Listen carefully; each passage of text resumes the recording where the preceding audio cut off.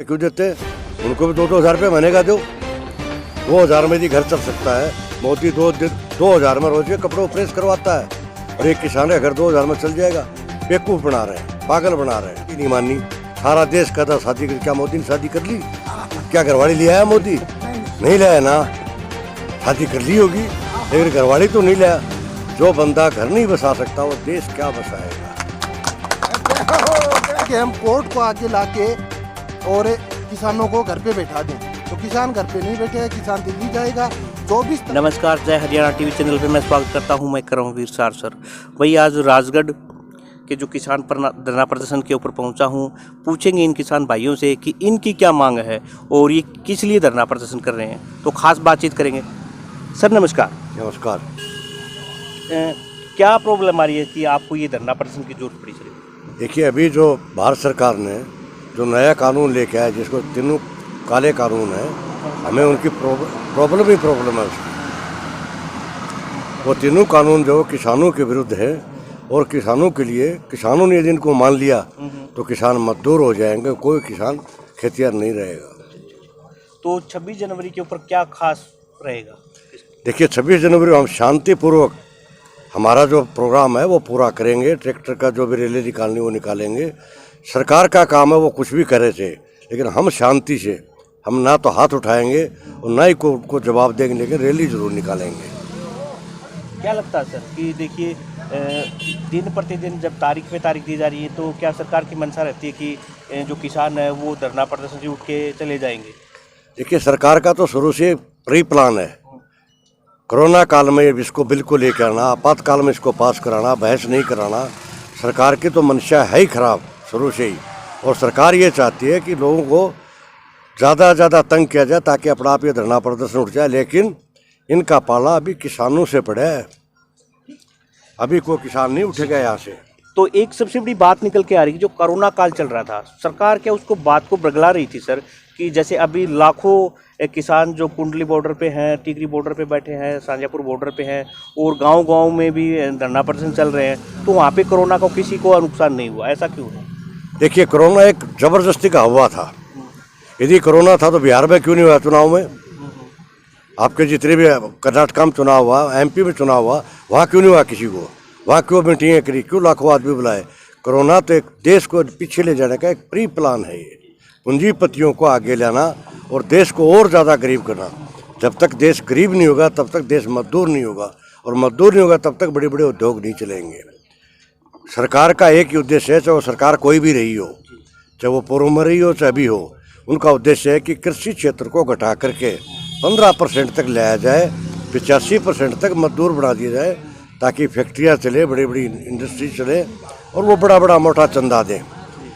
आज पूरे वर्ल्ड में जो कृषि के ऊपर सब्सिडी मिलती है, सबसे कम भारत में मिलती है। ढोंग ज़्यादा करते हैं और सब्सिडी कम से कम देते हैं। अभी पीछे एक बहुत बड़ा ढोंग रचा गया था कि किसानों को 2-2 हज़ार रुपये, क्या 2 हज़ार में घर चल जाता है? फिर एक एमपी को लाख लाख रुपए क्यों देते? उनको भी 2-2 हज़ार रुपये महीने का दो। 2 हज़ार में ही घर चल सकता है। मोदी 2 हज़ार में रोज के कपड़ों को प्रेस करवाता है और एक किसान का घर 2 हज़ार में चल जाएगा। बेवकूफ़ बना रहे हैं, पागल बना रहे हैं। अब देखिए, सीधी सी बात है, एक छोटा सा फार्मूला है, जो सरकार व्यापारी होगी उसकी प्रजा भिखारी होगी। और बीजेपी का एक ही स्लोगन है कि जनता को भिखारी बना दो। तो सर ये राजस्थान के अंदर तो कानून लागू कर दिया कृषि मंत्री ने। देखिए, कानून कहीं भी लागू नहीं हुआ अभी तक। कानून तब लागू होता जब मान ले। हमने जब माने ही नहीं इसको, आप कुछ भी करते रहे।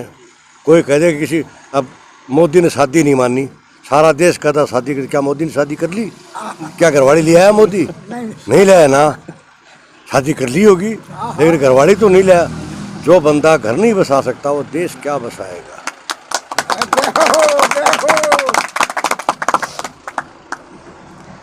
तो आप युवा हो भाई, इस आंदोलन को कहाँ तक आप सफलता की नज़र से देखते हो कि एक 26 जनवरी के ऊपर कि किसान एक संगठन बनाकर मजबूत लड़ रहा है, तो उसको तोड़ने की भी कोशिश की जा रही है, जहाँ तक हमने सुना है। क्या लगता है इसके बारे में? देखो जी, किसान अगर लड़ेगा ईमानदारी से, जिस तरीके से पंजाब और हरियाणा का किसान लड़ रहा है, उस तरीके से अगर पूरा देश का किसान एकजुट होकर 26 जनवरी को वहाँ जाएगा तो हम निश्चित रूप से जीत के आएंगे। और अगर हमने ये सोच लिया है कि हम बीजेपी के हैं, कांग्रेस के हैं, कोई फलाना पार्टी के हैं और यहाँ अगर बट के रह गए तो किसान नहीं जीत पाएगा। और ये हिंदुस्तान की पहली ऐतिहासिक लड़ाई है जो सीधी सरकार की और किसान के बीच में है। ये हमारी किसानी को बचाने के लिए है। यहाँ जो हमारा धरना चल रहा है वो दो बातों को लेकर चल रहा है। एक तो फसल बीमा क्लेम को लेकर और एक जो है 3 कानून लेके आए इसको लेकर। हम फसल बीमा क्लेम को बीच में इस बात को लेकर आए हैं कि कृषि के क्षेत्र में सिर्फ एक ही क्षेत्र है जो बीमा का, जो निजी हाथों में है। वो निजी हाथों में दे के सरकार हर साल एक किसान की सब्सिडी देती है एक फसल की 40 से 50 हज़ार रुपये के बीच में, लेकिन किसान को बीमा कंपनी कोई फायदा नहीं दे रही। हमारा बीमा बन चुका है लेकिन बीमा कंपनी 19-20 की साड़ी का 200, 500 रुपये क्लेम दे रही है। और एसडीएम का ये कह रहे हैं कि एसडीएम के मार्फत ये जो कानून आएंगे उससे एसडीएम उन कानूनों का निस्तारण कर देगा। हम जब ये पूछ रहे हैं, हम जब लड़ रहे हैं पिछले 1 साल से कि हमारा क्लेम नहीं आया और कलेक्टर महोदय अखबार में निकलवाते हैं कि बीमा कंपनी किसान का फायदा कर रही है, तो एसडीएम से हम कहाँ उम्मीद करेंगे। जब 1 साल से हम लड़ रहे हैं तभी किसान को बीमा नहीं दे रहा। जब एक बीमा कंपनी किसान को कुछ नहीं निकाल के दे रही तो जब पूरा प्राइवेट कर देंगे ये तब किसान को क्या निकाल के देंगे। हम तो ये पूछना चाहते हैं उनसे जो ये कह रहे हैं कि किसान के हक में ये 3 कानून।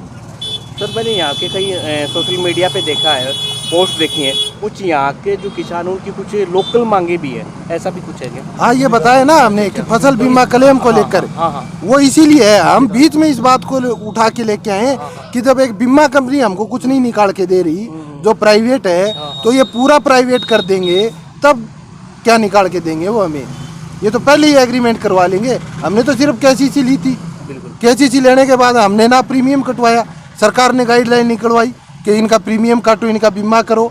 ये खुद खसरा नंबर लेके आए, खुद क्रॉप कटिंग करके गए और जब क्रॉप कटिंग किसान के हक में आ गई तब ये कह रहे हैं कि हम तो क्रॉप कटिंग को नहीं मानेंगे, मौसम को आधार मान के बीमा देंगे। सही बात। तो सरकार तो उन्हीं की है। 18-19 की केंद्र की सरकार से बीमा कंपनी रिवाइज्ड गाइडलाइन निकलवा के लाई है कि जो जीरो उत्पादन को हम नॉट कंडक्टेड मानेंगे। तो अभी जो ताज़ा समाचार मिला था हमें कि जो हाईकोर्ट ने जो दिल्ली पुलिस में याचिका दायर की थी तो उसने खारिज कर दिया। हाँ हाईकोर्ट ने खारिज कर दिया। तो इस विषय में कुछ बोलना चाहेंगे आप? जी हम तो यही कहना चाहते हैं कि किसान जाएगा दिल्ली जाएगा और परेड करेगा और शांतिपूर्वक करेगा। सरकार ये चाहती है कि हम कोर्ट को आगे लाके और किसानों को घर पे बैठा दें, तो किसान घर पे नहीं बैठे हैं, किसान दिल्ली जाएगा। 24 तारीख को हमने कल शाम को हमारी बैठक थी, 24 तारीख को ये तय किया है कि 24 तारीख को ज़्यादा से ज़्यादा किसान जाएंगे दिल्ली। और केंद्र की सरकार ये भी हो सकता है कि पेट्रोल पंप बंद करवा दे, तो हम पेट्रोल डीजल की भी हमारी पहले से व्यवस्था करेंगे, चाहे सरकार कुछ भी करे, कि यहाँ का राजगढ़ का किसान हज़ारों की संख्या में दिल्ली पहुँचेगा और परेड करेगा। देखते रहिए जय हिंद। जय हिंद।